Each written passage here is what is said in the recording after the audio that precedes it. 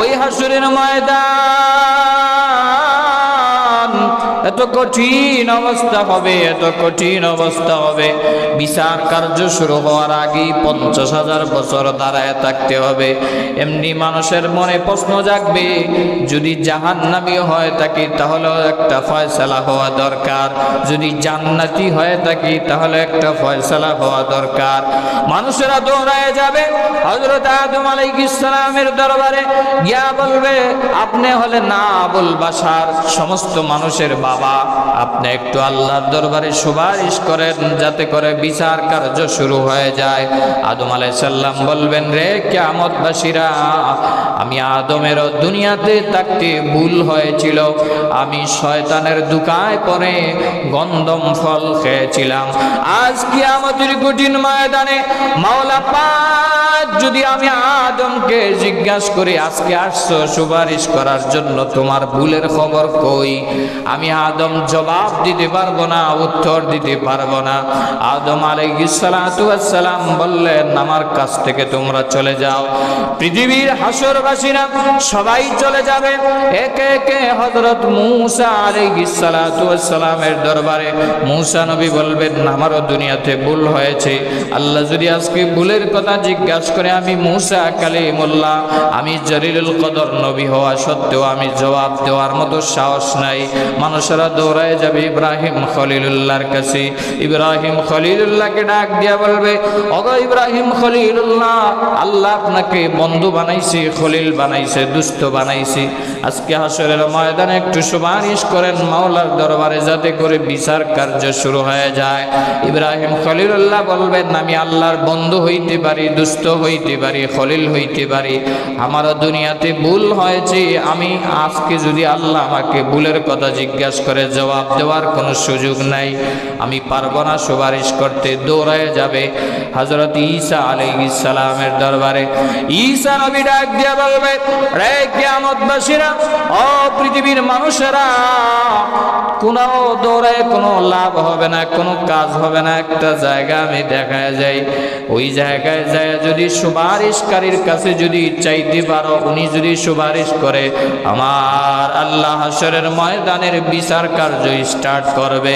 ওই তাকায়া দেখো মাকামে মাহমুদে শেষ নবী, আখেরি নবী, শ্রেষ্ঠ নবী, মহানবী মুহাম্মদুর রাসূলুল্লাহ সাল্লাল্লাহু আলাইহি ওয়াসাল্লামের দরবারে যাও, ওনাকে গিয়া বলো আল্লাহর দরবারে সুপারিশ করার জন্য। পৃথিবীর সমস্ত মানুষেরা, কিয়ামতের দিনের সমস্ত মানুষেরা দৌড়ায় যাবে নবীজির দরবারে। নবীজির দরবারে যাওয়ার পরে গিয়া দেখবি নবীজি মাকামে মাহমুদে পড়ে আল্লাহর দরবারে কাঁদতেছে, রব্বি হাবলি উম্মতি, রব্বি হাবলি উম্মতি। হাসরের ময়দানে সমস্ত নবী আম্বিয়া কেরাম, সমস্ত মানুষেরা, ওলিয়া উলিয়া কেরামেরা সবাই ইয়া নফসি ইয়া নফসি বলতে থাকবে, আমার কি অবস্থা হবে, আমার কি অবস্থা হবে। কিন্তু নবী আমার নিজের কথা নয়, নিজের কথা ভাবেন নাই, ফাতেমার কথা ভাবেন নাই, হাসান হুসাইনের কথা ভাবেন নাই। নবীজি বলতে থাকবেন, ইয়া উম্মতি ইয়া উম্মতি। ও রব্বুল আলামিন, আজ হাসরের ময়দানে আমার গুনাহগার উম্মতের কি অবস্থা হবে? একটা গুনাহগার উম্মত যদি জাহান্নামে যায়, আমি একটা গুনাহগার উম্মতকে জাহান্নামে রেখে আমি নবীজি জান্নাতে যাইতে পারবো না। নবী আমার উম্মতের জন্য কাঁদতে থাকবে, কাঁদতে থাকবে। ইন দ্য মিন টাইম মানুষেরা যাবে গিয়া সালাম দিবে। রাসূল করিম সাল্লাল্লাহু আলাইহি ওয়াসাল্লাম সিজদায় পড়ে যাবেন, মাকামে মাহমুদে সিজদায় পড়ে কাঁদতে থাকবেন। নগর রব্বুল আলামিন 50,000 বছর শেষ হয়ে গেল, আপনি বিচার কার্য শুরু করেন। মাথা ঝুঁকানোর সাথে সাথে, সিজদায় বলার সাথে সাথে আমার আল্লাহ ডাক দিয়ে বলবেন, জিবরাইল যাও আমার বন্ধুকে গিয়া বলো, আর দেরি করা যাবে না, আমার বন্ধু সুপারিশ করেছে, আমি এখন থেকে বিচার কার্য আরম্ভ করব, কারণ বন্ধুর কথা ফালাইতে পারি না। আমার বন্ধু দুনিয়াতে বড় কষ্ট করেছে, উহুদের ময়দানে দান দান মোবারক শহীদ হয়েছে, বদরের প্রান্তরে তার সাহাবীরা শহীদ হয়েছে, মক্কাতে মার খেয়েছে, মদিনাতে আসার পরে অনেকগুলা যুদ্ধতে তাকে অনেক কষ্ট দেওয়া হয়েছে। তায়েফের ময়দানে যখন কিয়ামত শুরু হয়ে যাবে, জালজালা শুরু হয়ে যাবে, ইসরাফিলের সিংহায় ফুৎকার দেওয়ার মাধ্যমে তামাম পৃথিবী লন্ডভন্ড হয়ে যাবে, শেষ হয়ে যাবে। আমি আল্লাহ এই পৃথিবীর পরিসমাপ্তি ঘটাবো ইসরাফিলের সিংহায় ফুৎকার দেওয়ার মাধ্যমে। ওয়া আখরাজাতিল আরদু আসকালাহা, তামাম পৃথিবীর জমিনের নিচে যত খনিজ সম্পদ আছে সব সম্পত্তিগুলা বাহির করে দিবে। ওয়া ক্বালাল ইনসানু মা লাহা, মানুষেরা বলতে থাকবে কি হয়ে গেল, আসমান ভেঙে যাচ্ছে, জমিনের সব সম্পত্তিগুলা বাহির করে দিচ্ছে, মানুষ অবাক হয়ে যাবে। আল্লাহ বলেন ইয়াউমা ইযিন তুহাদ্দিসু আখবারাহা, ওই দিন দুনিয়ার নিচে যা কিছু আছে, স্বর্ণ রূপা মণি মুক্তা যত সম্পদ আছে, যত খনিজ সম্পদ আছে, দুনিয়া সব কিছু বমি করে বাহির করে দিবে। আল্লাহ রাব্বুল আলামিন ডাক দিবেন, ইসরাফিল তুমি তোমার কাজ শুরু করে দাও, সিংহায় ফুৎকার দিয়ে দাও। আল্লাহ রাব্বুল আলামিনের অর্ডারে হযরত ইসরাফিল আলাইহিস সালাতু ওয়াস সালাম প্রথম সিংহায় ফুৎকার দিবেন। ফুৎকার দেওয়ার সাথে সাথে তামাম পৃথিবী আসমান জমিন সব লন্ডভন্ড হয়ে যাবে। দ্বিতীয় ফুৎকার দেওয়ার সাথে সাথে হাসরের মাঠ কায়েম হয়ে যাবে। সুবহানাল্লাহ। কিয়ামত কেন হবে? মুফাসসিরিনে কেরাম বলেন, এই পৃথিবী যদি আল্লাহ ভেঙ্গে না দেয়, পৃথিবীর সিস্টেম যদি ভেঙ্গে না দেয়, তাহলে মানুষের বিচার করা সম্ভব নয়। মানুষের বিচার যাতে করে সঠিকভাবে যাতে বিচার করা হয়, এই জন্য আল্লাহ কিয়ামত কায়েম করবে। দুনিয়াতে কে ভালো কাজ করেছে, কে মন্দ কাজ করেছে, লিতুজজা কুল্লু নাফসিম বিমা কাসাবাত। কিয়ামতের কঠিন ময়দানে আমার আল্লাহ রাব্বুল আলামিন হযরত আদম আলাইহিস সালাম থেকে কিয়ামত অবধি পর্যন্ত যত মানুষ আসবে, যত মানুষ এসেছে, সব মানুষের হিসাব নিকাশ করবেন। এমন ভাবে পাই টু পাই হিসাব নেওয়া হবে রে বাবা। কাউকে একটা নেক আমল বেশি পেলে আল্লাহ তাকে অবশ্যই এর প্রতিদান দিবেন। কেউ যদি একটা গুনাহ করে সেটারও সে প্রতিদান পাবে। আল্লাহ বলেন ফামান ইয়ামাল মিসকালা যাররাতিন খায়রান ইয়ারা ওয়া মান ইয়ামাল মিসকালা যাররাতিন শাররান ইয়ারা। অনুপরিমাণও যদি কেউ নেক আমল করে এটারও প্রতিদান পাবে, এটারও তার আমল নামার ভিতরে এসে যাবে অডিও ভিডিও আকারে। ওয়া মান ইয়ামাল মিসকালা যাররাতিন শাররান ইয়ারা। আর অনুপরিমাণও যদি, যাররা পরিমাণও যদি গুনাহ করে, কাউকে যদি গালি দেয়, ছোট্ট থেকে ছোট্ট একটা গুনাহ করেছে, সেটাও হাসরের মাঠে দেখবি আমল নামার ভিতরে অডিও ভিডিও আকারে আল্লাহ তাকে দিয়া দিবেন গলাতে ঝুলাইয়া। এই জন্য আল্লাহ কিয়ামত কায়েম করবেন যাতে করে মানুষের বিচার সুষ্ঠুভাবে করা যায়। দুনিয়াতে বিচার করতে হলে সুষ্ঠুভাবে বিচার করা সম্ভব হয় না। একজন যদি 100টা খুন করে, তাকে সর্বোচ্চ বিচার করলে একবার তাকে হত্যা করা যায়, দ্বিতীয়বার হত্যা করার আর কোনো সুযোগ নাই। কিন্তু আল্লাহ আহকামুল হাকিমিন, কিয়ামতের দিন আল্লাহ রাব্বুল আলামিন বিচারক থাকবেন। সেখানে কোনো উকিল নাই, ব্যারিস্টার নাই, জজ নাই, স্বজনপ্রীতি নাই, ঘুষের কারবার নাই, সুদের কারবার নাই, সেখানে পুলিশ বাহিনী নাই। আল্লাহ নিজে বিচার করবে। কেউ কোনো কথা বলার মতো কোনো সাহস থাকবে না, অধিকার থাকবে না, ক্ষমতা থাকবে না, এক পাও নড়তে পারবে না। আল্লাহর হুকুমের বাহিরে 1 ইঞ্চিও নড়ার কোনো সুযোগ থাকবে না। এই কিয়ামতের মাঠ, হাসরের মাঠ আল্লাহ কায়েম করবেন। এই জন্য আমার প্রাণেরা ভাইয়েরা, সমস্ত নবী রাসূলরা কিয়ামতের বিভীষিকা সম্পর্কে উম্মতদেরকে সতর্ক করেছেন, পৃথিবীবাসীরা সতর্ক হয়ে যাও, একদিন কিন্তু রবের কাছে দাঁড়াইতে হবে, আদালতে কিবরিয়াতে হিসাব দেওয়া লাগবে। 60 বছর 70 বছরের পাই টু পাই হিসাব তোমার রবের দরবারে দেওয়া লাগবে কিয়ামতের দিন কঠিন ময়দানে। ওই দিন কিন্তু সাধারণ দিন নয়। আল্লাহর হাবিব বিশ্ব নবী রাহমাতুল লিল আলামিন বলেন, হাসরের ময়দানে নিচের জমিনটা হবে তামার জমিন, সূর্য মাত্র অর্ধ হাত উপরে থাকবে। এখন তো সূর্য আমাদের থেকে প্রায় লক্ষ লক্ষ মাইল উপরে, 9,13,00,000 মাইল উপরে আছে আমাদের থেকে সূর্য। আবার সূর্য তার উল্টো পিঠ দিয়ে আলো দিচ্ছে। এরপরেও আমরা ঘরের ভিতরে বসে সূর্যের প্রখরতার কারণে আমরা গরম সহ্য হয় না। হাসরের ময়দানে সূর্য চলে আসবে অর্ধ হাত উপরে, আর নিচের জমিনটা মাটির জমিন হবে না, তামার জমিন হবে। মানুষ সূর্যের তাপ সহ্য করতে না পেরে শরীর থেকে ঘাম বাইর হইতে হইতে কারো হবে ঘন্টা পানি, কারো হবে হাঁটু পানি, কারো হবে গলা পানি, কারো হবে সাঁতার পানি।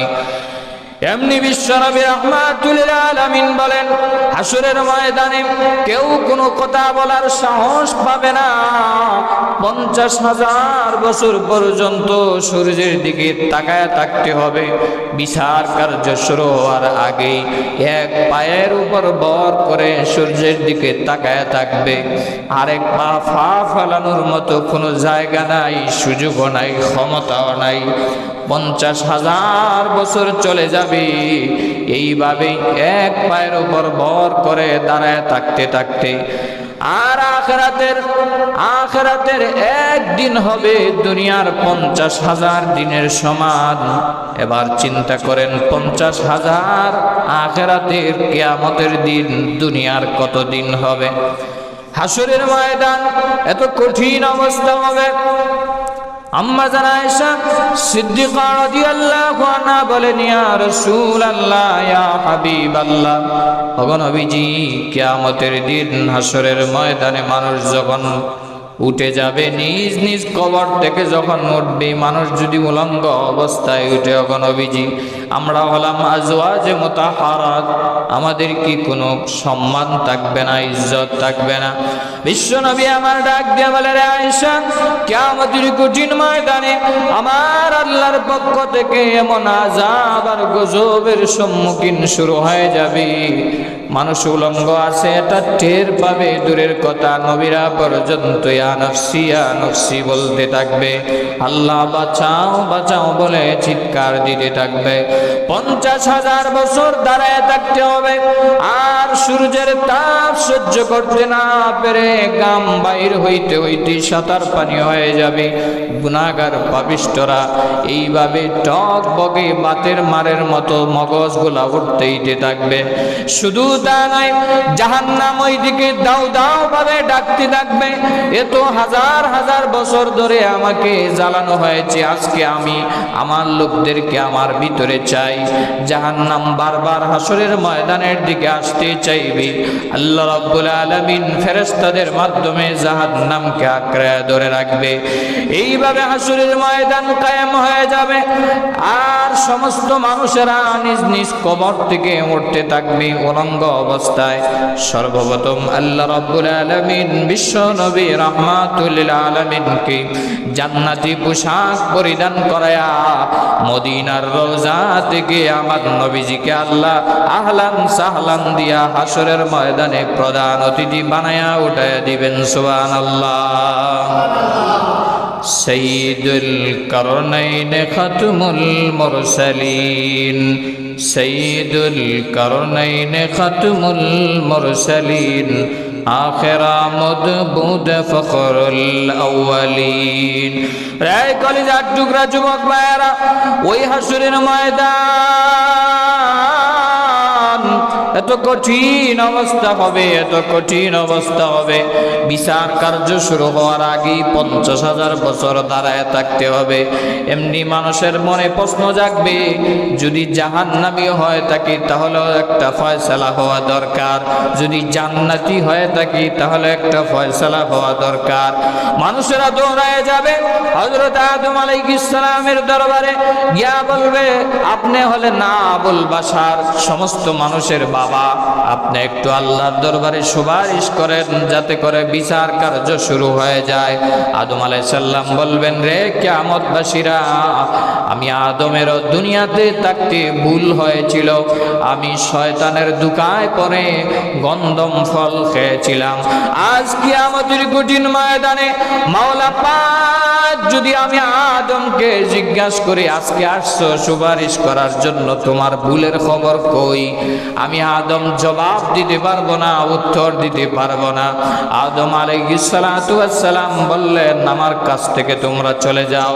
পৃথিবীর হাসরবাসীরা সবাই চলে যাবে, একে একে হযরত মূসা আলাইহিস সালাতু ওয়াস সালামের দরবারে মূসা নবী বলবেন, আমারও দুনিয়াতে ভুল হয়েছে, আল্লাহ যদি আজকে ভুলের কথা জিজ্ঞাসা করে, আমি মূসা কালিমুল্লাহ, আমি জলিলুল কদর নবী হওয়া সত্ত্বেও আমি জবাব দেওয়ার মতো সাহস নাই।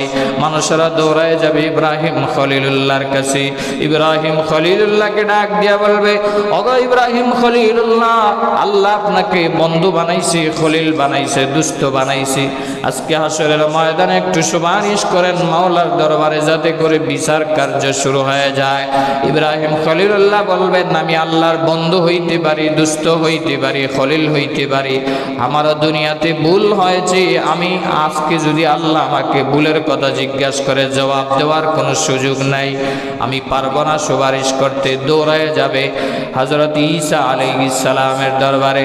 ঈসা নবী ডাক দিয়া বলবে, রে কিয়ামতবাসীরা, ও পৃথিবীর মানুষেরা, কোনো দৌড়ায় কোনো লাভ হবে না, কোনো কাজ হবে না, একটা জায়গা আমি দেখায় যাই, ওই জায়গায় যায় যদি সুপারিশকারীর কাছে যদি চাইতে পারো, উনি যদি সুপারিশ করে, আমার আল্লাহ হাসরের ময়দানের বিচার কার্য স্টার্ট করবে। ওই তাকায়া দেখো মাকামে মাহমুদে শেষ নবী, আখেরি নবী, শ্রেষ্ঠ নবী, মহানবী মুহাম্মাদুর রাসূলুল্লাহ সাল্লাল্লাহু আলাইহি ওয়াসাল্লামের দরবারে যাও, ওনাকে গিয়া বলো আল্লাহর দরবারে সুপারিশ করার জন্যে। পৃথিবীর সমস্ত মানুষেরা, কিয়ামতের দিনের সমস্ত মানুষেরা দৌড়ায় যাবে নবীজির দরবারে। নবীজির দরবারে যাওয়ার পরে গিয়া দেখবি নবীজি মাকামে মাহমুদে পড়ে আল্লাহর দরবারে কাঁদতেছে, রব্বি হাবলি উম্মতি, রব্বি হাবলি উম্মতি। হাসরের ময়দানে সমস্ত নবী আম্বিয়া কেরাম, সমস্ত মানুষেরা, ওলিয়া উলিয়া কেরামেরা সবাই ইয়া নফসি ইয়া নফসি বলতে থাকবে, আমার কি অবস্থা হবে, আমার কি অবস্থা হবে। কিন্তু নবী আমার নিজের কথা নয়, নিজের কথা ভাবেন নাই, ফাতেমার কথা ভাবেন নাই, হাসান হুসাইনের কথা ভাবেন নাই। নবীজি বলতে থাকবেন, ইয়া উম্মতি ইয়া উম্মতি। ও রব্বুল আলামিন, আজ হাসরের ময়দানে আমার গুনাহগার উম্মতের কি অবস্থা হবে? একটা গুনাহগার উম্মত যদি জাহান্নামে যায়, আমি একটা গুনাহগার উম্মতকে জাহান্নামে রেখে আমি নবীজি জান্নাতে যাইতে পারবো না। নবী আমার উম্মতের জন্য কাঁদতে থাকবে, কাঁদতে থাকবে। ইন দ্য মিন টাইম মানুষেরা যাবে গিয়া সালাম দিবে।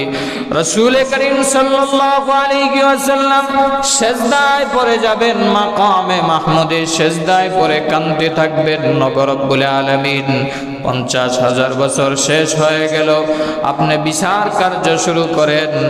মাথা ঝুঁকানোর সাথে সাথে, সিজদায় বলার সাথে সাথে আমার আল্লাহ ডাক দিয়া বলবেন, জিবরাইল যাও আমার বন্ধুকে গিয়া বলো, আর দেরি করা যাবে না, আমার বন্ধু সুপারিশ করেছে, আমি এখন থেকে বিচার কার্য আরম্ভ করব, কারণ বন্ধুর কথা ফালাইতে পারি না। আমার বন্ধু দুনিয়াতে বড় কষ্ট করেছে, উহুদের ময়দানে দান হামদান মোবারক শহীদ হয়েছে, বদরের প্রান্তরে তার সাহাবীরা শহীদ হয়েছে, মক্কাতে মার খেয়েছে, মদিনাতে আসার পরে অনেকগুলা যুদ্ধতে তাকে অনেক কষ্ট দেওয়া হয়েছে, তায়েফের ময়দানে রক্ত জড়িয়েছে। আশফা লিমা শিতা ইরফা রাসাকা ইয়া রাসূলুল্লাহ ইয়া হাবিবাল্লাহ, ও নবীজি মহান আল্লাহ আমাকে পাঠাইছেন, আর কাটতে হবে না, আপনার মাথা উঠান। ইশফা লিমা শিতা, আপনি যেই কথা বলবেন, যেই সুপারিশ করবেন, মহান আল্লাহ আজকে আপনার কথা মঞ্জুর করে বিচার কার্য শুরু করে দিবেন। সুবহানাল্লাহ। নবীজির কথার সাথে সাথে আল্লাহ রাব্বুল আলামিন তখন মাত্র বিচার কার্য শুরু হবে, বিচার কার্য স্টার্ট হবে। এই বিচার দুনিয়ার আদালতের মতো বিচার না, যে ঘুষ দিবেন, সুদ দিবেন, তারপরে জজরে কিছু খাওয়াইবেন, উকিল ব্যারিস্টারে কিছু দিবেন, মামলা শেষ হয়ে যাবে। 7 খুনের আসামিও দেখা যায় বুক ফুলে আহারে, ঠিক না বেঠিক? আবার নিরীহ আলেম ওলামারাও বছরকে বছর জেলের কুটুরিতে, অন্ধকার কুটুরিতে পচে মরে। এই হলো দুনিয়ার আদালত। আখেরাতের আদালত এমন হবে না। রাসূল বলেছেন, 2টা কুকুরেও যদি মারামারি করে দুনিয়াতে, একটা কুকুর যদি আরেকটা কুকুরকে বেশি প্রহার করে থাকে, কিয়ামতের দিন ওই 2টা কুকুরকেও আল্লাহ উঠাইয়া সেই 2জন কুকুরের ভিতরে আল্লাহ মীমাংসা করে দিবে। সেটা হলো হাসরের ময়দানের বিচার। মানুষ তো দূরের কথা, অন্য কোনো প্রাণীও যদি একটা প্রাণী আরেকটা প্রাণীকে কষ্ট দেয় বেশি, জুলুম করে বেশি, সেই জুলুমের বদলা আল্লাহ হাসরের দিন উঠাইয়া বিচার কার্য সম্পাদন করে তারপরে আল্লাহ বিচার কার্য শেষ করে। আর মানুষের বিচার তো পাই টু পাই হবেই। আল্লাহ রাব্বুল আলামিন বলবেন, ইকরা কিতাবাকা কাফা বিনাফসিকাল ইয়াউমা আলাইকা হাসিবা। আমলনামা যখন গলাতে ঝুলায় দেওয়া হবে, এমনি তাকায় দেখবে ছোট থেকে ছোট গুনাহ এসেছে, ছোট থেকে ছোট নেক আমল এসেছে, বড় গুনাহ এসেছে, বড় নেক আমল এসেছে। এমনি ডাক দিয়া বলবে, এটা তো গুনার যদি হয় বলবে আমার আমল নামা নয়। আল্লাহ রাব্বুল আলামিন তখন ভিডিও ফাঁস করে দিবেন, আর ভিডিও দেখার পরে অস্বীকার করতে পারবে না। কিছু কিছু চালাক মানুষ তারপরে অস্বীকার করবে। আল্লাহ রাব্বুল আলামিন যাতে করে কথা না বলতে পারে জবান বন্ধ করে দিবেন। জবান বন্ধ হয়ে যাবে, হাতগুলো আপনার বিরুদ্ধে সাক্ষী দিবে, পাগুলো আপনার বিরুদ্ধে সাক্ষী দিবে। আল্লাহ বলেন সূরাত ইয়াসিনে, আল ইয়াউমা নাখতিমু আলা আফওয়াহিহিম ওয়া তুকাল্লিমুনা আইদিহিম ওয়া তাশহাদু আরজুলুহুম বিমা কানু ইয়াকসিবুন। কিয়ামতের কঠিন ময়দানে জবান খুলে দেওয়া হবে, জবান আর আপনার কথা বলবে না। এই জবান দিয়া যত ফাহেসা কথা বলেছেন, গুনাহ করে গুনার কথা বলেছেন, যত অনর্থক কথা বলেছেন, সবগুলা অটোমেটিকলি টেপ রেকর্ডারের মতো অটোমেটিক টাস টাস করে বলে দিবে। আল ইয়াউমা নাখতিমু আলা আফওয়াহিহিম ওয়া তুকাল্লিমুনা আইদিহিম। হাতগুলা কথা বলবে। সুবহানাল্লাহ বলবেন না? হাত দ্বারা যত 2 নাম্বারি কারবার করেছেন, কালো টাকায় ইনকাম করেছেন, সুদ ঘুষের লেনদেন করেছেন, হাত অটোমেটিকলি বলতে থাকবে কিয়ামতের দিন। ওয়া তাশহাদু আরজুলুহুম, দুনো পা সাক্ষী দিবে আপনার বিরুদ্ধে।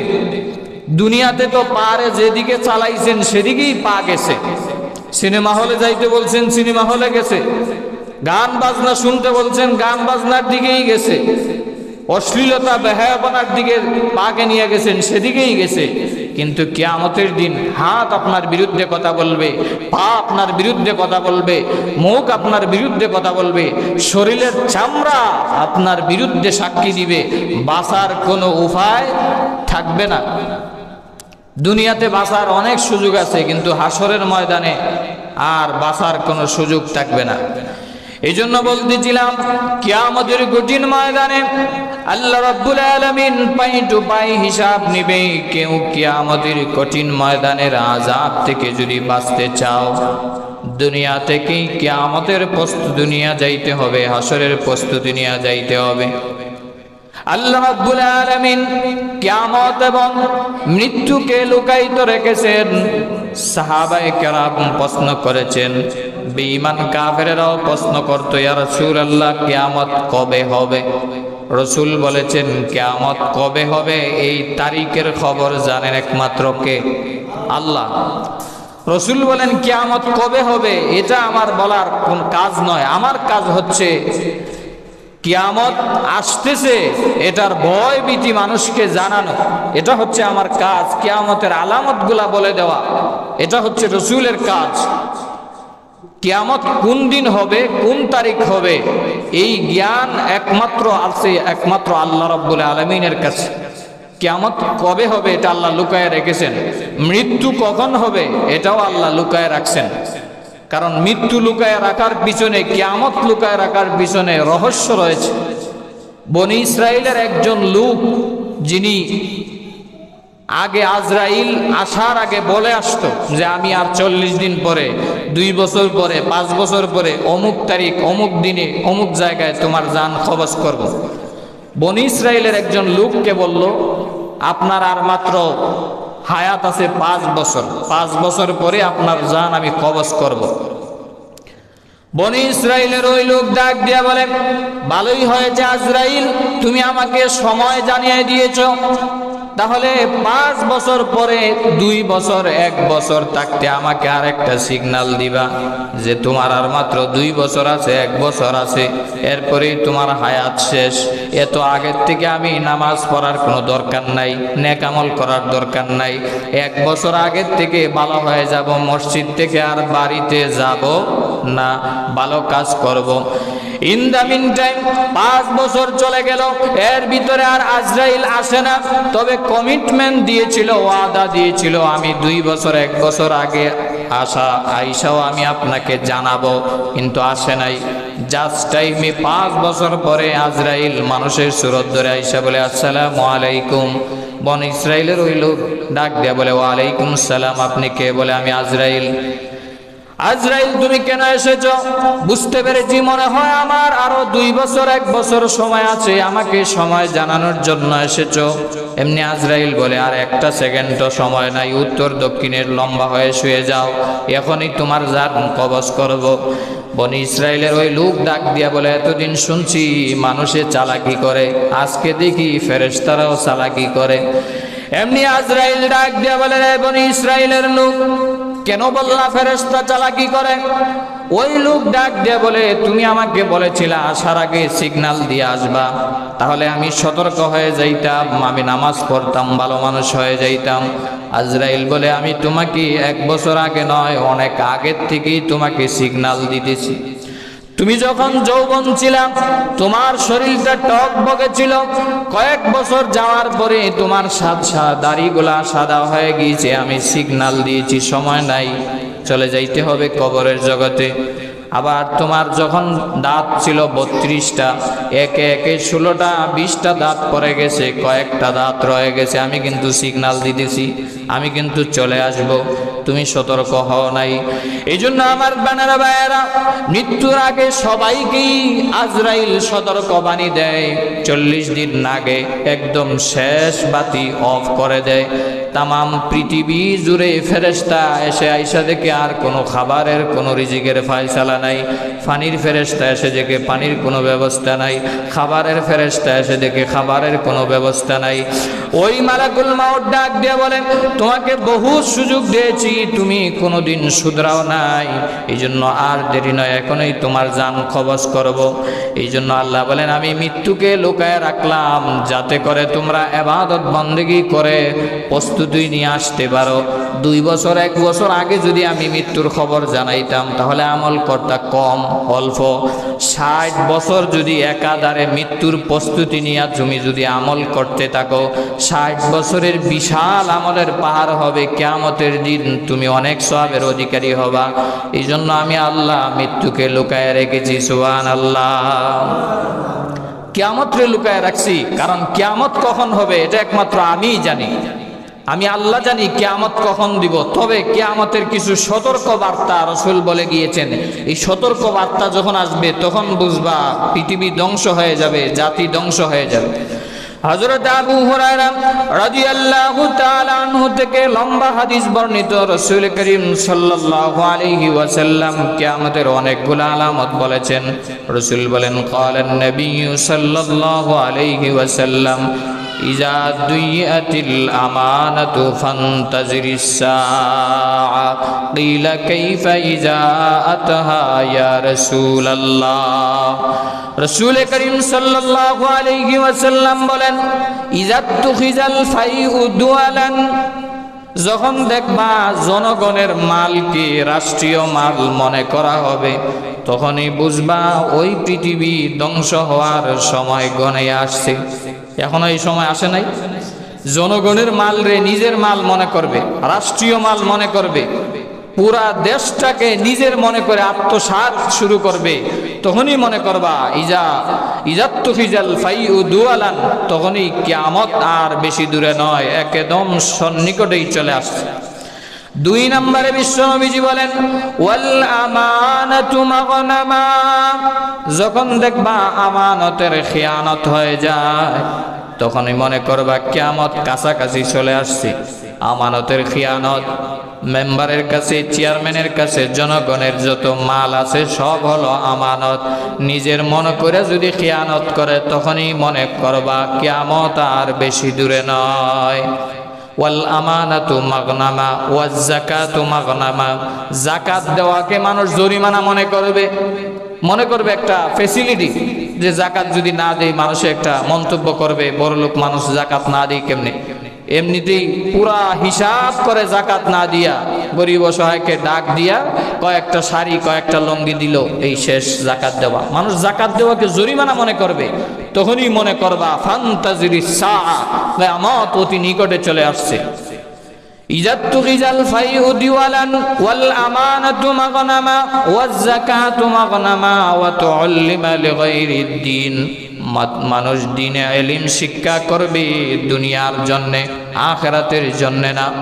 আখিরাতের জন্য যখন দেখবা দুনিয়ার মানুষ ইলম শিক্ষা করতেছে না, তখনই বুঝবা কিয়ামত অতি সন্নিকটে চলে আসছে। ওয়া তুআল্লিমা লিগাইরিদ দ্বীন ওয়া আতাআর রাজুলু ইমরাতাহু। 5 নম্বরে বিশ্বনবীজি বলেন, সকল স্বামীরা স্ত্রীর আনুগত্য করবে। যখন দেখবা স্ত্রীর আনুগত্য বেড়ে যাবে, দরকার ছিল স্ত্রীগণ স্বামীর আনুগত্য করা, কিন্তু সমাজ পরিবর্তন হয়ে স্ত্রীরে মানবে ঘরের নেতা। আছে না নাই? আরো জোরে বলেন, আছে না নাই? নিজে ঘরের কর্তা হর্তা হবে না, ঘরের সম্পূর্ণ দায়িত্ব থাকবে স্ত্রীর কাছে। স্ত্রীর কথা সে উঠে বসে, স্ত্রী যা কয় তাই, মা বাবার কথাও শুনে না, কারো কথা শুনে না, স্ত্রী যা বলে তাই শুনে। এরকম লোক আছে না নাই? কারা কারা এখানে আছেন দেখি হাত ওঠান তো দেখি, হাত ওঠান দেখি। মাশাআল্লাহ, সবাই দেয়া যায় আল্লাহর ওলি, এখানে তো ওয়াজ করে লাভ নাই। বিশ্বনবী রাহমাতুল লিল আলামিন বলেন, ওয়া আতাআর রাজুলু ইমরাতাহু, যখন দেখবা স্ত্রীর আনুগত্য বেড়ে যাবে, তখনই বুঝবা কিয়ামত এসে যাবে। এই জন্য এক বাদশা ছিল যে স্ত্রীর আনুগত্য করত বেশি।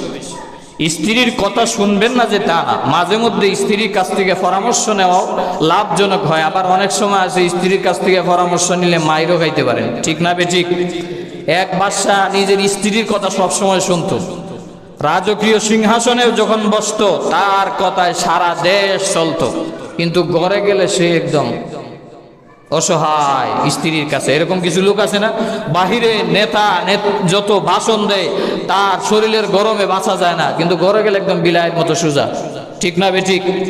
এখানে হোম মিনিস্টারের সামনে গেলে সব সোজা, আর কোনো আওয়াজ নাই। তো ওই বাদশাহ ওই স্ত্রীর কথা শুনতো বেশি বেশি।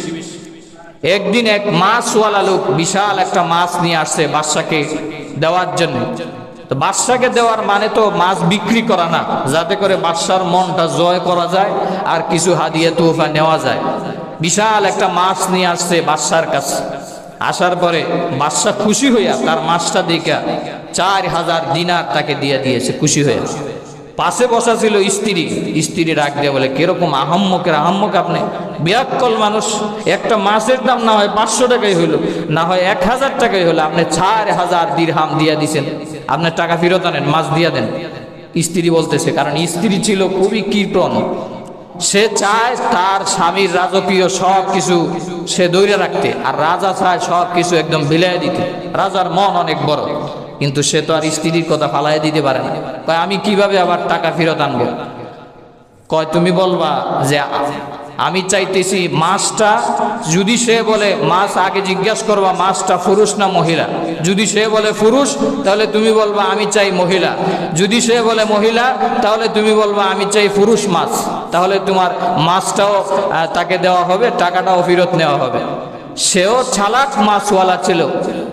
তাকে যখন বলছে বাদশা যে তোমার মাছটা পুরুষ না মহিলা, সে বলে, জাহাপনা, আমার মাছটা পুরুষও না মহিলাও না। চিন্তা করছেন সে কত বড় চালাক। তো বাদশা খুশি হইয়া চিন্তা করলো যে এখানেও তো আমি বাঁচতে পারলাম না। সে আরো খুশি হয়ে গেল। সে বলল, তোমার মাছটা তো খুবই দারুণ মাছ, যেটা পুরুষও নয় আবার মহিলাও নয়, নাও তোমাকে আরো 4000 বকশিস দিলাম। আরো 4000 দিল। স্ত্রী তো রাগে বেগে গরম হয়ে গেছে, তোমারে বলছি 4000 ফেরত আনবা, তুমি আরো 4000 দিয়ে দিছো। তোমার মতো আহাম্মক বিয়াক্কল সারা দেশে আর নাই। তখন ডাক দিয়ে বলছে, কিভাবে টাকা আনতে পারি? তখন স্ত্রী বলল, 4000 দিনার নেওয়ার সময় একটা সিকি নিচে পড়ে গিয়েছিল, আর ওই মাছওয়ালা লোকটা একটা সিকিও ছাড়ে নাই, সে একটা টাকারেও আবার উড়াই নিয়েছে। তুমি বলবা তুমি এত কৃপণের কৃপণ, একটা টাকাও তো কমপক্ষে ছাড় দিতে পারতা, যেহেতু ছাড়তে পারো নাই, তুমি আমার পুরো টাকা ফেরত দাও। চিন্তা করেন। তারপরে ওই লোকটা ডাক দিয়ে বলে, জাহাপনা, আমি টাকার লোভে একটা টাকা উঠায় নাই, আমি ওই টাকার ভিতরে আপনার ছবিটা দেখছি, বাদশার ছবিটা আমি দেখছি টাকার মধ্যে। আমার মনের ভিতরে ভাবনা হলো যে বাদশার ছবিটা যেই টাকার ভিতরে আছে, মানুষ যদি এটা পায়ের দুলাতে লাগায়, তাহলে বাদশার সম্মান কমবে না বাড়বে? কমবে। তো এই জন্য আমি আপনার টাকাটা সম্মানার্থে আমি আবার উঠাই নিয়েছি। বাদশার মনটা খুশি হয়ে গেছে, সে আরো 4000 দিনার পুরস্কার দিল। চিন্তা করছেন। এরপরে সে বলল যে তোমার মতো এত চালাক মানুষের কাছে আমি আর কখনো পারা সম্ভব না।